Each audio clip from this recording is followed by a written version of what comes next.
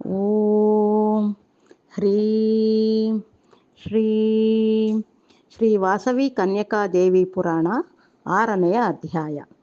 ಸೂತ ಮಹರ್ಷಿಯಿಂದ ಶೌನಕಾದಿ ಮಹಾಮುನಿಗಳಿಗೆ ಉಕ್ತವಾದ ಪರಾಶಕ್ತಿಯ ವಿಜಯ ಕಥೆಗಳನ್ನು ಸಾಲಂಕಾಯನ ಋಷಿಯು ಮಣಿಗುಪ್ತಾದಿ ವೈಶ್ಯೋತ್ತಮರಿಗೆ ಸವಿಸ್ತಾರವಾಗಿ ತಿಳಿಸಿಕೊಟ್ಟರು. ಆಗ ಆ ವೈಶ್ಯಪುಂಗವರು, ಹೇ ಗುರುವರೆಣ್ಯ, ತಾವು ಮಹತ್ತರವಾದ ವಿಷಯಗಳನ್ನು ಶ್ರವಣ ಮಾಡಿಸಿದಿರಿ, ನಾವು ಧನ್ಯರಾದೆವು. ಈಗ ನಿಮ್ಮಿಂದ ಒಂದು ಮುಖ್ಯ ವಿಷಯವನ್ನು ಕೇಳಬೇಕಾಗಿದೆ. ಪೂರ್ವದಲ್ಲಿ ವರ್ಣ ವ್ಯವಸ್ಥೆ ಏರ್ಪಟ್ಟ ಮೇಲೆ ಸ್ವಲ್ಪ ಕಾಲಕ್ಕೆ ಬ್ರಹ್ಮಸಭೆಯಲ್ಲಿ ತಮ್ಮ ಗೋತ್ರಾಧಿಕ್ಯತೆಯಿಂದ ಸನ್ಮಾನಿತರಾದ ವೈಶ್ಯರು ಕರ್ಮಭೂಮಿಯಾದ ಮರ್ತ್ಯಲೋಕವನ್ನು ಸೇರಿ ಬಹುಕಾಲ ಸರ್ವ ಸುಖಗಳಿಂದ ಜೀವಿಸಿದರೆಂದು ನೀವು ಹೇಳಿದಿರಿ. ಅವರು ಭೂಲೋಕದಲ್ಲಿ ಯಾವ ರೀತಿ ಪ್ರವರ್ತಿಸಿದರು? ಅಂದಿನ ಆ ವೈಶ್ಯರಲ್ಲಿ ಕೆಲವು ಮಂದಿ ಅಮೋಘವಾದ ತಪಸ್ಸು ಮಾಡಿ ಕೈಲಾಸವನ್ನು ವರವಾಗಿ ಹೊಂದಿದರೆಂದು ಕೇಳಿದೆವು.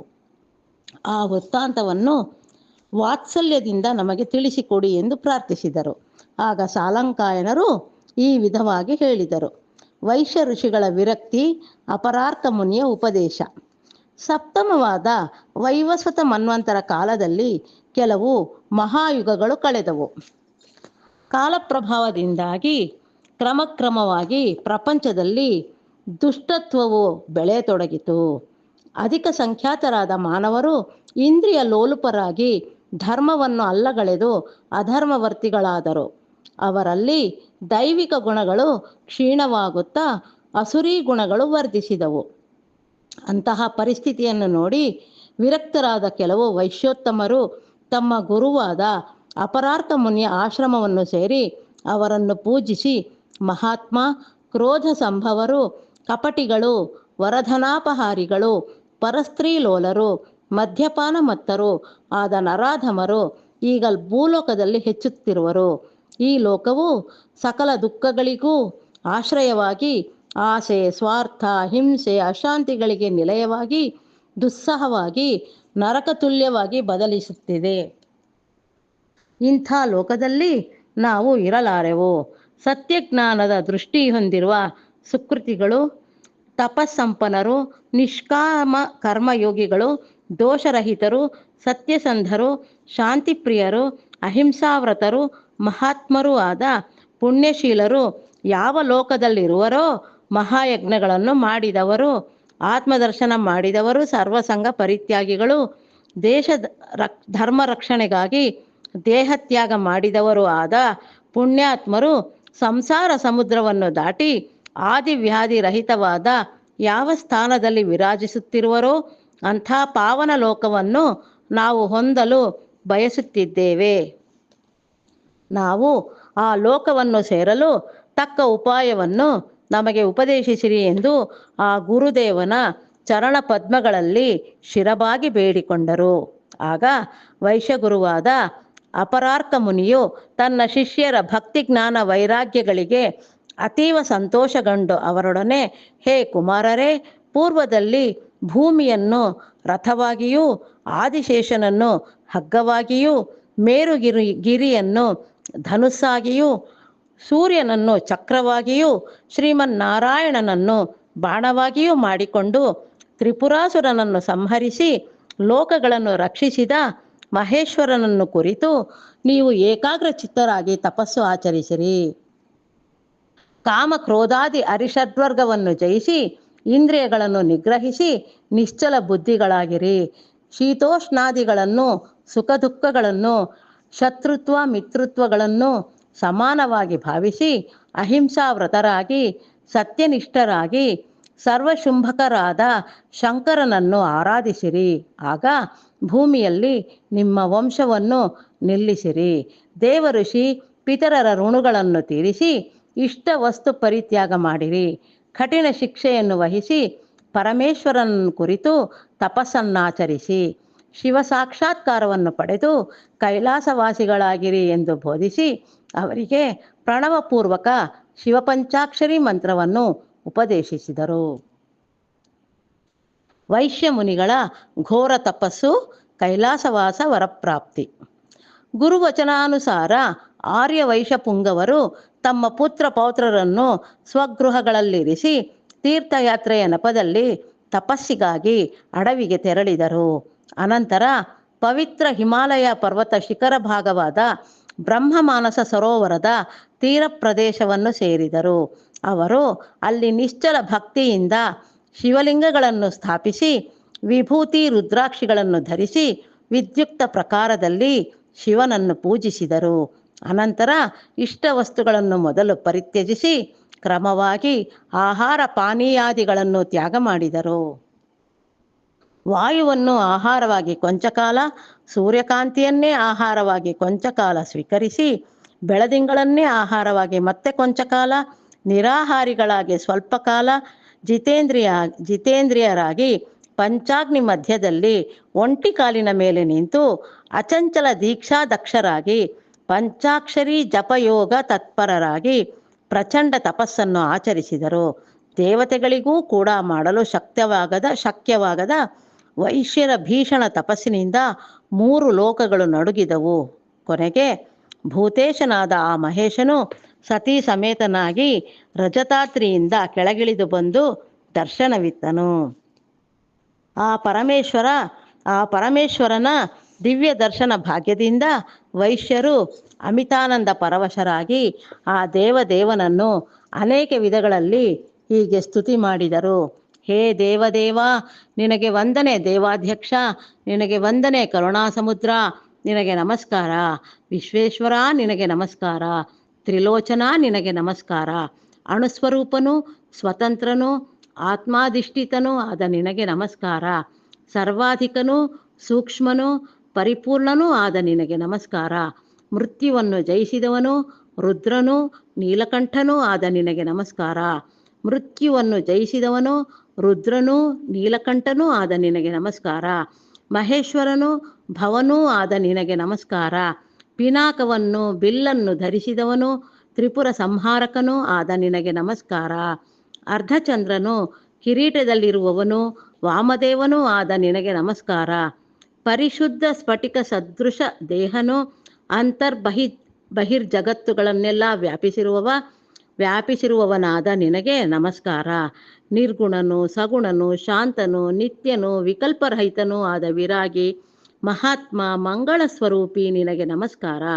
ಮದನಾಂತಕ, ಕೈಲಾಸದಲ್ಲಿ ಶಯನಿಸುವವನು, ಮಹಾವಿಷ್ಣುವನ್ನೇ ಬಾಣವಾಗಿರುವವನು, ಮೇರು ಪರ್ವತವನ್ನೇ ಧನುಸ್ಸಾಗಿ ಮಾಡಿಕೊಂಡವನು, ಗಜಚರ್ಮಾಂಬರಿಯಾದ ಕರುಣಾರಸ ಸಮುದ್ರ, ಹೇ ದೇವ, ನಿನಗೆ ಪುನಃ ಪುನಃ ಪ್ರಣಾಮಗಳು.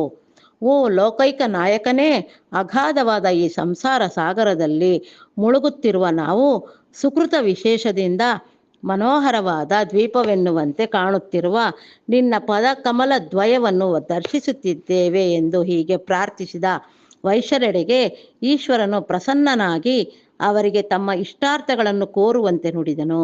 ಆಗ ಆ ವೈಶ್ಯರು ಶಿವನೊಡನೆ, ಹೇ ಪರಮಶಿವ, ನಿರಂತರವೂ ನಿನ್ನ ಸೇವಾ ಭಾಗ್ಯವನ್ನು ನಾವು ಹೊಂದುವಂತೆ ನಿನ್ನ ಕೈಲಾಸದಲ್ಲಿ ನಮಗೆ ನಿವಾಸವನ್ನು ಉಂಟು ಮಾಡುವ ವರವನ್ನು ಪ್ರಸಾದಿಸು ಎಂದು ಪ್ರಾರ್ಥಿಸಿದರು. ಶಿವನು ಸಂತೋಷಿಸಿ ಅವರು ಕೋರಿದ ಪ್ರಕಾರದಲ್ಲಿಯೇ ಸಮಸ್ತ ಸುಖ ಸಂಪತ್ತುಗಳಿಗೆ ಸ್ಥಾನವಾದ ಕೈಲಾಸ ಪರ್ವತ ಭಾಗವಾದ ಮಹಾಗಿರಿ ಎಂಬ ಪ್ರದೇಶವನ್ನು ಆ ವೈಶ್ಯರ ನಿವಾಸಕ್ಕಾಗಿ ಏರ್ಪಡಿಸಿ ಅಂತರ್ಧಾನನಾದನು. ಆಗ ವೈಶ್ಯರು ದಿವ್ಯ ವಿಮಾನಗಳಲ್ಲಿ ಮಹಾಗಿರಿ ಸೇರಿ ಪರಮಾನಂದ ಭರಿತರಾಗಿ ಅಲ್ಲಿ ವಾಸಿಸತೊಡಗಿದರು. ಕೈಲಾಸವಾಸಿಗಳಾದ ಆ ಸಿದ್ಧ ವೈಶ್ಯರು ಪ್ರಬಥಗಳೊಡಗೂಡಿ ಶಿವ ಸಾನ್ನಿಧ್ಯದಲ್ಲಿ ವಾಸಿಸತೊಡಗಿದರು. ಪೂರ್ವದಲ್ಲಿ ಪರಾಂಬಿಕೆಯಿಂದ ಸಬಾಂಧವ ಮೋಕ್ಷವನ್ನು ವರವಾಗಿ ಕೇಳಿದ ಸಮಾಧಿ ಎಂಬ ವೈಶ್ಯೋತ್ತಮನು ಕೈಲಾಸದಲ್ಲಿ ಸೋಮದತ್ತನೆಂಬ ಹೆಸರಿನಲ್ಲಿ ಜನಿಸಿ ಅಲ್ಲಿಯ ಸಿದ್ಧ ವೈಶ್ಯರಿಗೆ ಅಧಿಪತಿಯಾದನು. ಕೀರ್ತಿಕನ್ಯೆ ವೃತ್ತಾಂತ. ಆ ಸೋಮದತ್ತನಿಗೆ ಬಹಳ ಕಾಲದವರೆಗೂ ಸಂತಾನ ಪ್ರಾಪ್ತಿಯಾಗಲಿಲ್ಲ.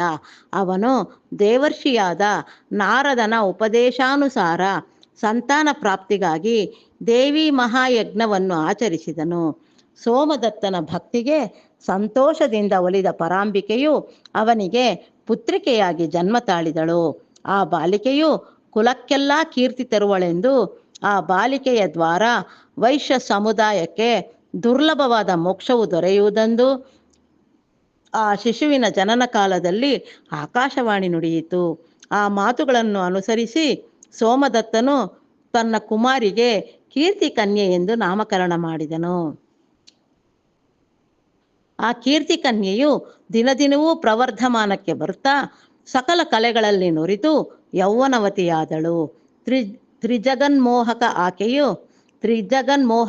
ಆಕೆಯ ಸೌಂದರ್ಯವು, ಆದರ್ಶಪ್ರಾಯವಾದ ಆಕೆಯ ಸೌಶೀಲ್ಯವು, ಅನುಪಮವಾದ ಆಕೆಯ ಜ್ಞಾನ, ಭಕ್ತಿ, ವೈರಾಗ್ಯಗಳು ದೇವತೆಗಳಿಗೂ ಅಚ್ಚರಿಯನ್ನು ಉಂಟು ಮಾಡತೊಡಗಿದವು.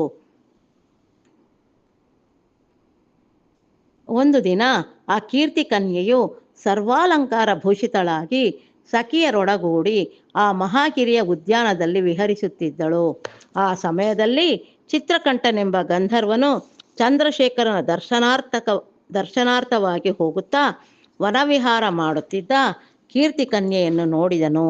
ಕನ್ಯಾಕೃತಿಯಲ್ಲಿ ಸಂಚರಿಸುತ್ತಾ ವಿದ್ಯುಲ್ಲತೆಯಂತೆ ಪ್ರಕಾಶಿಸುತ್ತಿದ್ದ ಆ ಕಾಂತಾಮಣಿಯನ್ನು ವೀಕ್ಷಿಸಿದ ಚಿತ್ರಕಂಠನು ಮನ್ಮಥ ಬಾಣ ಪೀಡಿತ ಹೃದಯನಾಗಿ ಆಕೆಯನ್ನು ಸಮೀಪಿಸಿ, ಹೇ ಮಂಗಳಾಂಗಿ, ನೀನ್ಯಾರು?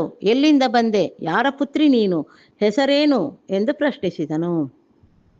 ಅಷ್ಟರಲ್ಲಿ ಆಕೆಯ ಸಖಿಯು ಅವಳ ವೃತ್ತಾಂತವನ್ನು ಅವನಿಗೆ ತಿಳಿಸಿಕೊಟ್ಟಳು. ಕೀರ್ತಿ ಕನ್ಯೆಯು ಅವಿವಾಹಿತೆ ಎಂದು ತಿಳಿದು ಚಿತ್ರಕಂಠನು ಮೋಹಾಂಧನಾಗಿ ಆಕೆಯನ್ನು ವಿವಾಹ ಮಾಡಿಕೊಳ್ಳಲು ಬಯಸಿ ತನ್ನ ವಾಂಛೆಯನ್ನು ವ್ಯಕ್ತಪಡಿಸಿದನು. ಆಗ ಕೀರ್ತಿ ಕನ್ಯೆಯು ಅವನೊಡನೆ, ಎಲೈ ಗಂಧರ್ವರಾಜ, ನಾನು ನಿರಂತರ ಪರಾಂಬಿಕೆಯ ಧ್ಯಾನದಲ್ಲಿ ನಿಮಗ್ನಳಾಗಿರುವೆ. ಐಹಿಕ ಸುಖಾಸಕ್ತಿ ರಹಿತಳಾಗಿರುವೆ. ಆಜೀವ ಬ್ರಹ್ಮಚಾರಿಣಿಯಾಗಲು ನಿಶ್ಚಯಿಸಿಕೊಂಡಿರುವೆ. ಆದ್ದರಿಂದ ನೀನು ಇಂಥ ಮಾತುಗಳನ್ನು ಆಡದೆ ನಿಲ್ಲಿಸು ಎಂದು ಹೇಳಿ ಅಲ್ಲಿ ನಿಲ್ಲದೆ ತನ್ನ ಗೃಹಕ್ಕೆ ತೆರಳಿದಳು. ಕಾಮಾಂಧನಾಗಿ ವಿವೇಕವನ್ನು ಕಳೆದುಕೊಂಡ ಗಂಧರ್ವರಾಜನು ವೈಶ್ಯರ ನಿವಾಸಕ್ಕೆ ತೆರಳಿ ಅಲ್ಲಿ ವೈಶ್ಯಮುನಿ ಸಂಘವನ್ನು ಕಂಡು ಕೀರ್ತಿ ಕನ್ಯೆಯನ್ನು ತನಗಿತ್ತು ವಿವಾಹ ಮಾಡಿಕೊಡಿ ಎಂದು ಮತ್ತೆ ಮತ್ತೆ ಪ್ರಾರ್ಥಿಸಿದಳು. ಆ ವೈಶ್ಯರು ಅವನ ಅನುಚಿತ ಸಂಭಾಷಣೆಯನ್ನು ಕೇಳಿ ಬೇಸರದಿಂದ ಅವನ ಕೋರಿಕೆಯನ್ನು ನಿರಾಕರಿಸಿದರು. ಆಗ ಗಂಧರ್ವರಾಜನು ಕೋಪೋದ್ರಿಕ್ತನಾಗಿ ಕೆರಳುವ ವೈಶ್ಯರನ್ನು ನೋಡಿ, ಹೇ ದುಷ್ಟರೇ, ಅನಂತ ಶಕ್ತಿ ಸಂಪನ್ನನಾದ ನನ್ನನ್ನು ವಿರೋಧಿಸಿದ ಈ ಕನ್ಯೆಯು ಆಕೆಯ ಬಂಧುಗಳಾದ ನೀವೆಲ್ಲರೂ ಧರೆಯಲ್ಲಿ ಹುಟ್ಟಿ ಭಯಂಕರವಾದ ಅಗ್ನಿಯಲ್ಲಿ ಭಸ್ಮವಾಗುವಂತಾಗಲಿ ಎಂದು ಘೋರವಾಗಿ ಶಪಿಸಿದನು. ಗಂಧರ್ವರಾಜನು ತಮ್ಮನ್ನು ನಿಷ್ಕಾರಣವಾಗಿ ಶಪಿಸಿದ್ದಕ್ಕಾಗಿ ವೈಶ್ಯರು ಸಹ ಆತನಿಗೆ, ನೀನು ಸರ್ವಭ್ರಷ್ಟನಾಗಿ ಮನುಷ್ಯ ಲೋಕದಲ್ಲಿ ಜನ್ಮತಾಡಿ ಸಿಡಿಲಿನಂಥ ವಾರ್ತೆಯನ್ನು ಕೇಳಿ ಶಿರಸ್ಸು ಸಹಸ್ರ ಹೋಳುಗಳಾಗಿ ಘೋರ ಮರಣವನ್ನು ಹೊಂದುವಂತಾಗಲಿ ಎಂದು ಪ್ರತಿಶಾಪವಿತ್ತರು. ಅದರಿಂದ ಮಣಿಪುರಾಧಿಪತಿಯಾದ ಗಂಧರ್ವನಿಗೂ ಕೈಲಾಸವಾಸಿಗಳಾದ ವೈಶ್ಯರಿಗೂ ಅಂದಿನಿಂದ ವೈರವು ಪ್ರಾರಂಭವಾಯಿತು. ಕಾಲವು ಕಳೆಯತೊಡಗಿತು. ಒಂದು ದಿನ ವೈಶ್ಯರು ಮಂದಾಕಿನಿ ನದಿಯಲ್ಲಿ ಸ್ನಾನ ಮಾಡುತ್ತಿರಲು ಚಿತ್ರಕಂಠನು ಅವರ ಮೇಲೆ ಗಂಧರ್ವ ಮಾಯೆಯನ್ನು ಪ್ರಯೋಗಿಸಿದನು. ಆ ಮಾಯಾ ಪ್ರಭಾವದಿಂದ ವೈಶ್ಯರು ನದಿ ಜಲದಿಂದ ಹೊರಬರಲಾಗದೆ ಭೀತರಾಗಿ ಪರಾಂಬಿಕೆಯನ್ನು ಮನಸಾರೆ ಧ್ಯಾನಿಸಿ ಶರಣು ಬೇಡಿದರು. ಕೂಡಲೇ ಪರಮೇಶ್ವರಿಯ ಅನುಗ್ರಹದಿಂದ 2 ದಿವ್ಯ ನೌಕೆಗಳು ಅವರ ಸಮೀಪಕ್ಕೆ ಬಂದವು. ವೈಶ್ಯರು ಆ ದೋಣಿಗಳನ್ನು ಹತ್ತಿ ಶೀಘ್ರವಾಗಿ ದಡ ಸೇರಿ ಪ್ರಾಣಗಳನ್ನು ದಕ್ಕಿಸಿಕೊಂಡರು. ದುಷ್ಟ ಚಿತ್ರಕಂಠನ ದುಷ್ಟಚರ್ಯೆಗಳನ್ನು ನೋಡಿ ಆಗ್ರಹಗೊಂಡ ಪರಾಂಬಿಕೆಯು ಆ ಗಂಧರ್ವ ರಾಜನನ್ನು ತನ್ನ ನೇತ್ರದ ಉರಿಯಿಂದ ದಹಿಸಿಬಿಟ್ಟಳು. ಅನಂತರ ತನ್ನ ಭಕ್ತರಾದ ವೈಶ್ಯರನ್ನು ನೋಡಿ, ಹೇ ವೈಶ್ಯೋತ್ತಮರೇ, ಭಂಡಾಸುರನ ಅಂಶದಿಂದ ಈ ಗಂಧರ್ವರಾಜನು ಭವಿಷ್ಯದಲ್ಲಿ ಮತ್ತೊಂದು ಜನ್ಮ ಹೊಂದಿ ನಿಮ್ಮನ್ನು ಪೀಡಿಸುವನು. ಆದ್ದರಿಂದ ಸಾವಧಾನವಾಗಿರಿ ಎಂದು ಎಚ್ಚರಿಸಿ ಅದೃಶ್ಯಳಾದಳು. ಆಗ ವೈಶ್ಯರು ನಿಜ ನಿವಾಸಕ್ಕೆ ಸೇರಿ ಸುಖವಾಗಿದ್ದರು.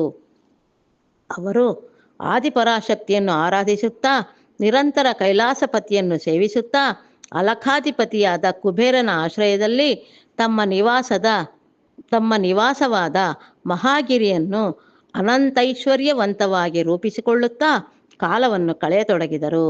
ಹೀಗೆ ಯುಗಗಳು ಕಳೆದವು. ಮಹತ್ತರವಾದ ಈ ಕೀರ್ತಿಕನ್ಯೆಯ ವೃತ್ತಾಂತವನ್ನು ಕೇಳಿದವರು ಓದಿದವರು ಪರಾಂಬಿಕೆಯ ಕೃಪೆಗೆ ಪಾತ್ರರಾಗಿ ವಿಧಿವಶದಿಂದ ಉಂಟಾಗುವ ಆಪತ್ತುಗಳಿಂದ ಕೂಡ ಹೊರಬರಬಲ್ಲಿರೆಂದು ಸಾಲಂಕಾಯನ ಋಷಿ ಮಣಿಗುಪ್ತಾದಿಗಳಿಗೆ ತಿಳಿಸಿದರು. ಸಾಲಂಕಾಯನರಿಂದ ಕೀರ್ತಿಕನ್ಯೆಯ ವೃತ್ತಾಂತವನ್ನು ಕೇಳಿದ ಮಣಿಗುಪ್ತಾದಿ ವೈಶ್ಯಪುಂಗವರು ಗುರುಗಳೊಡನೆ ಮುನಿ ಉತ್ತಮ ಕೈಲಾಸದಲ್ಲಿ ನಿವಾಸ ಮಾಡುತ್ತಿದ್ದ ವೈಶ್ಯ ಋಷಿಗಳು ಯಾವಾಗ ಯಾವ ಕಾರಣದಿಂದ ಭೂಲೋಕವನ್ನು ಸೇರಿದರು, ಆ ವೃತ್ತಾಂತವನ್ನು ದಯಮಾಡಿ ತಿಳಿಸಿ ಎಂದು ಪ್ರಾರ್ಥಿಸಿದರು. ಆಗ ಸಾಲಂಕಾಯನರು ಪೂರ್ವದಲ್ಲಿ ವ್ಯಾಸ ಶಿಷ್ಯನಾಗಿದ್ದ ಸೂತ ಮಹಾಮುನಿ ಶೌನಕಾದಿ ಮಹರ್ಷಿಗಳಿಗೆ ಹೇಳಿದ ವಿಧದಲ್ಲಿ ನಾನು ಆ ಮಹತ್ತರ ವೃತ್ತಾಂತವನ್ನು ನಿಮಗೆ ಈಗ ತಿಳಿಸುವೆನು ಎಂದು ವಿವರಿಸತೊಡಗಿದರು. ದಕ್ಷಯಜ್ಞ ದಾಕ್ಷಾಯಿಣಿ ದೇಹತ್ಯಾಗ. ಹೇ ಮಣಿಗುಪ್ತಾದಿಗಳೇ, ಸತೀದೇವಿಯ ತಂದೆಯಾದ ದಕ್ಷ ಪ್ರಜಾಪತಿಯು ಬ್ರಹ್ಮಾಧಿಪತ್ಯವನ್ನು ಹೊಂದಿದ್ದರಿಂದ ಗರ್ವಿತನಾಗಿ ವಾಜಪೇಯ ಎಂಬ ಯಜ್ಞವನ್ನು ಮಾಡಲು ಸಂಕಲ್ಪಿಸಿ ಸಕಲ ದೇವತೆಗಳನ್ನು ಆಹ್ವಾನಿಸಿದನು. ಆದರೆ ತನ್ನ ಅಳಿಯನಾದ ಶಿವನನ್ನು ಮಾತ್ರ ಆಹ್ವಾನಿಸಲಿಲ್ಲ. ಬ್ರಹ್ಮಾದಿ ದೇವತೆಗಳೆಲ್ಲರೂ ಆ ಯಜ್ಞಕ್ಕೆ ಹೊರಡುತ್ತಿದ್ದುದನ್ನು ಕಂಡು ದಾಕ್ಷಾಣಿಯು ಶಿವನ ಒಡಗೂಡಿ ಯಜ್ಞಕ್ಕೆ ಹೊರಡಬೇಕೆಂದು ಬಯಸಿದಳು. ಶಂಕರನು ಆಹ್ವಾನಿತನಲ್ಲದ್ದರಿಂದ ದಕ್ಷನ ಅಹಂಕಾರಕ್ಕೆ ಕೋಪಗೊಂಡು ಸತೀದೇವಿಯ ಕೋರಿಕೆಯನ್ನು ನಿರಾಕರಿಸಿದನು. ಆಕೆಯು ಮಾತ್ರ ಹುಟ್ಟಿದ ತನ್ನ ಮನೆಗೆ ಹೋಗಲೇಬೇಕೆಂದು ಮಾಡಿದ ಹಠದಿಂದ ಈಶ್ವರನು ಆಕೆಗೆ ಅಡ್ಡಿ ಮಾಡಲಿಲ್ಲ. ದಾಕ್ಷಾಯಿಣಿಯು ಆ ಯಜ್ಞಕ್ಕೆ ಹೊರಟಳು.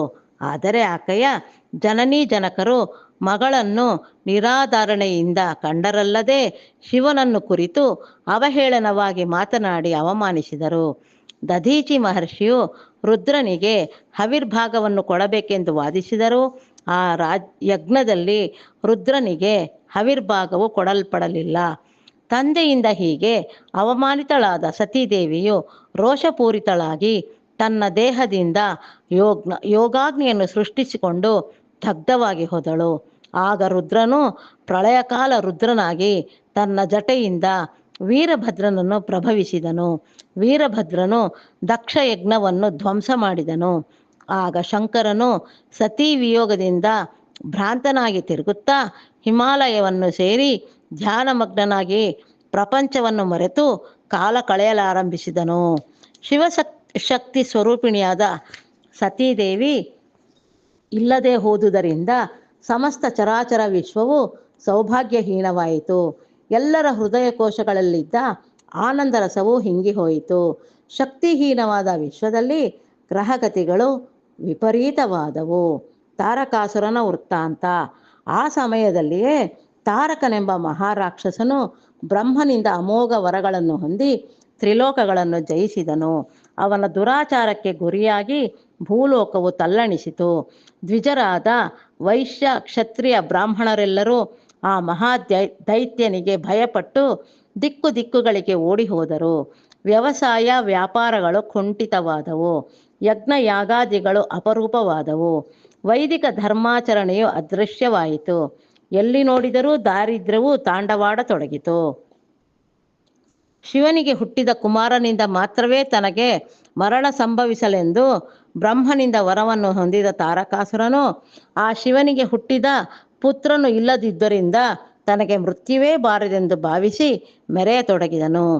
ಸತೀ ವಿಯೋಗದಲ್ಲಿದ್ದ ಶಿವನಿಗೆ ಕುಮಾರ ಜನನವು ಹೇಗೆಂದು ದೇವತೆಗಳೆಲ್ಲ ವಿಚಾರಗ್ರಸ್ತರಾದರು.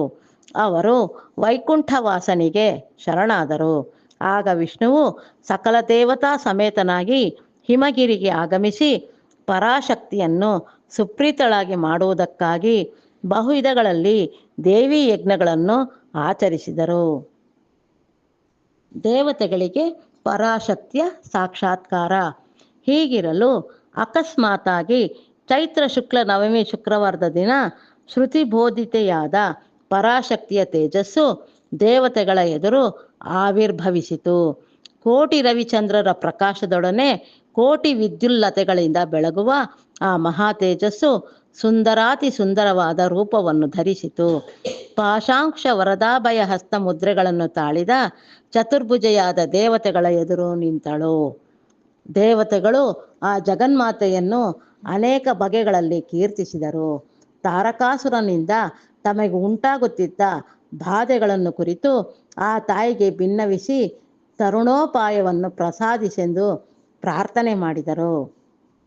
ಆಗ ಆ ದೇವಿಯು ಪ್ರಸನ್ನಳಾಗಿ ದೇವತೆಗಳನ್ನು ನೋಡಿ, ಹೇ ಅಮರರೇ, ದಕ್ಷಾಧ್ವರ ಸಮಯದಲ್ಲಿ ದೇಹತ್ಯಾಗ ಮಾಡಿದ ನನ್ನ ಅವತಾರ ರೂಪಿಣಿಯಾದ ದಾಕ್ಷಾಯಣಿಯು ನನ್ನ ಭಕ್ತನಾದ ಹಿಮವಂತನಿಗೆ ಪುತ್ರಿಯಾಗಿ ಜನಿಸಬಲ್ಲಳು. ಆಕೆಯನ್ನು ಶಂಕರನಿಗಿತ್ತು ವಿವಾಹ ನಡೆಸಿರಿ. ಆ ಗೌರಿಯು ತನ್ನ ಪುತ್ರನಿಂದ ತಾರಕಾಸುರ ಸಂಹಾರ ರೂಪದ ನಿಮ್ಮ ಕಾರ್ಯವನ್ನು ನೆರವೇರಿಸಬಲ್ಲಳು ಎಂದು ಹೇಳಿ ಅದೃಶ್ಯಳಾದಳು. ದೇವಿ ಪ್ರಭಾವದಿಂದ ಹಿಮವಂತನ ಪತ್ನಿಯಾದ ಮೇನಕೆಯು ಗರ್ಭವತಿಯಾದಳು. ಒಂದು ಶುಭ ಮುಹೂರ್ತದಲ್ಲಿ ಪುತ್ರಿಕಾ ರತ್ನಕ್ಕೆ ಜನ್ಮ ನೀಡಿದಳು. ದೇವಿಯ ಜನ್ಮದಿನದಲ್ಲಿ ಸಮಸ್ತ ದೇವತೆಗಳ ಮಂಗಳವಾದ್ಯಗಳು ಮೊಳಗಿದವು. ಎಲ್ಲೆಡೆ ಪುಷ್ಪ ವರ್ಷವಾಯಿತು.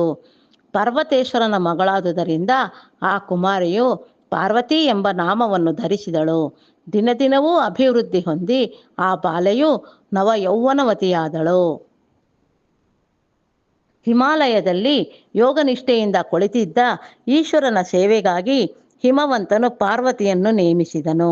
ಆಕೆಯು ಅತ್ಯಂತ ಭಕ್ತಿ ಶ್ರದ್ಧೆಗಳಿಂದ ಶಿವನಿಗೆ ಪರಿಚರ್ಯೆ ಮಾಡುತ್ತಿದ್ದಳು. ಆ ಸಮಯದಲ್ಲಿ ಕೈಲಾಸ ಶಿಖರದಲ್ಲಿ ನಿರ್ವಿಕಾರನಾಗಿ ಸಮಾಧಿನಿಷ್ಠನಾಗಿ ಕುಳಿತಿದ್ದ ಶಿವನಿಗೆ ಪಾರ್ವತೀ ದೇವಿಯ ಮೇಲೆ ಮೋಹವನ್ನು ಹುಟ್ಟಿಸುವುದಕ್ಕಾಗಿ ಮನ್ಮಥನನ್ನು ನಿಯೋಜಿಸಿದರು.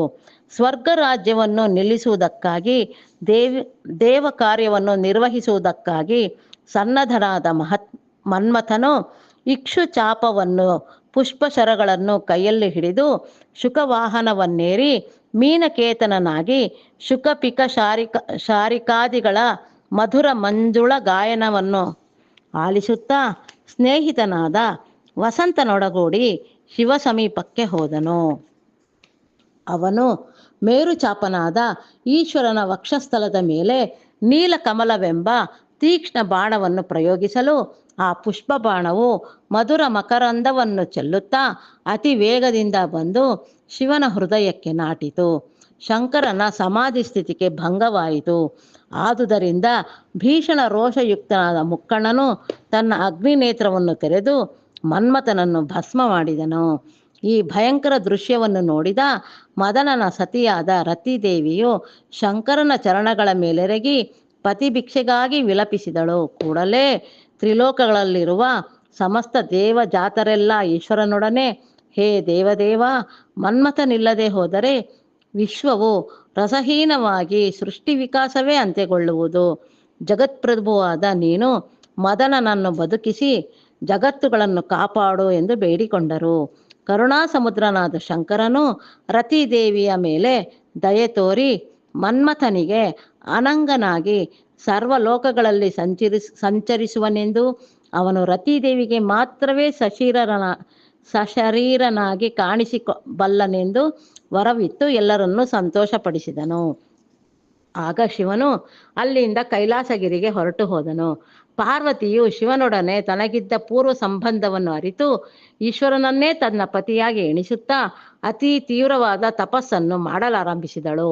ಅನಂತರ ಒಂದು ದಿನ ನಾರದರು ವಿಷ್ಣುದೇವನ ಪ್ರೇರಣೆಯಿಂದ ಶಿವನ ಬಳಿ ಸಾರಿ ಪಾರ್ವತಿಯ ಗುಣ ರೂಪ ವಿಲಾಸಗಳನ್ನು ಕುರಿತು ವಿಶದವಾಗಿ ವರ್ಣಿಸಿ ವಿವರಿಸಿದನು. ಅದಕ್ಕೆ ಮುನ್ನವೇ ಮದನನ ಪುಷ್ಪಬಾಣ ಪ್ರಭಾವದಿಂದ ವಿಚಲಿತವಾದ ಶಿವನ ಹೃದಯದಲ್ಲಿ ಪಾರ್ವತಿಯ ಮೇಲೆ ವಾಂಛೆ ಹೆಚ್ಚಿತು. ತದನಂತರ ವಾಣೀಪತಿಯಾದ ಬ್ರಹ್ಮನು ಶ್ರೀ ಶಂಕರನ ಬಳಿಗೆ ಬಂದು ದಕ್ಷಧ್ವರ ಸಮಯದಲ್ಲಿ ದಗ್ಧಳಾದ ಶಿವಸತಿಯೇ ಪಾರ್ವತಿಯಾಗಿ ಪ್ರಭವಿಸಿರುವಳೆಂಬ ವಿಷಯವನ್ನು ನೆನಪಿಸಿ ಈಶ್ವರನ ಪ್ರೇಮವನ್ನು ಇಮ್ಮಡಿಗೊಳಿಸಿದನು. ನಡೆದ ವಿಷಯಗಳನ್ನೆಲ್ಲ ನಾರದನಿಂದ ಕೇಳಿದ ಮಹಾವಿಷ್ಣುವು ಶಿವಸನ್ನಿಧಿಗೆ ಹೋಗಿ ಅವರ ಅಭೀಷ್ಟವನ್ನು ಅನುಸರಿಸಿ ವಿವಾಹ ಕಾರ್ಯ ನಿರ್ವಹಣಾ ಭಾರವನ್ನು ವಹಿಸಿದನು. ಅದನ್ನು ನೋಡಿ ಸಪ್ತ ಋಷಿಗಳನ್ನು ಹಿಮವಂತನ ಬಳಿಗೆ ಕಳಿಸಿದನು. ಅವರು ಆ ಪರ್ವತರಾಜನಿಗೆ ಪಾರ್ವತೀ ಪರಮೇಶ್ವರರ ಗತವೃತ್ತಾಂತವನ್ನೆಲ್ಲ ವಿಶದವಾಗಿ ತಿಳಿಸಿ ಅವರನ್ನು ಅಂಗೀಕರಿಸುವಂತೆ ಮಾಡಿದರು. ಪಾರ್ವತಿ ಪರಮೇಶ್ವರರ ಕಲ್ಯಾಣವು ನಿಶ್ಚಿತವಾಯಿತು. ಸಮಸ್ತ ಲೋಕಗಳ ದೇವತೆಗಳೆಲ್ಲರಿಗೂ ಎಲ್ಲರಿಗೂ ಆಹ್ವಾನ ನೀಡಲಾಯಿತು. ಅಪೂರ್ವ ವೈಭವದಿಂದ ಲೋಕಪ್ರಸಿದ್ಧವಾದ ಪಾರ್ವತಿ ಪರಮೇಶ್ವರರ ವಿವಾಹ ಮಹೋತ್ಸವ ನಡೆಸಲ್ಪಟ್ಟಿತು. ತ್ರಿಲೋಕೇಶ್ವರನಾದ ಶಿವನು ಶಕ್ತಿಯಾದ ಪಾರ್ವತಿಯ ಪಾಣಿಗ್ರಹಣ ಮಾಡಿದುದರಿಂದ ಸರ್ವಲೋಕಗಳು ವಿನೂತನ ಶೋಭೆಯಿಂದ ವಿರಾಜಿಸಿದವು. ಪರಮ ಪವಿತ್ರವಾದ ಈ ಪಾರ್ವತಿ ಕಲ್ಯಾಣ ಕಥೆಯನ್ನು ಕೇಳಿದವರು, ಪಠಿಸುವವರು ಗೌರಿ ಪರಶಿವರ ಕೃಪೆಯಿಂದ ಸಮಸ್ತ ಸನ್ಮಂಗಳಗಳನ್ನು ಹೊಂದಬಲ್ಲರು ಎನ್ನುವಲ್ಲಿಗೆ 6ನೆಯ ಅಧ್ಯಾಯವು ಮುಗಿಯಿತು.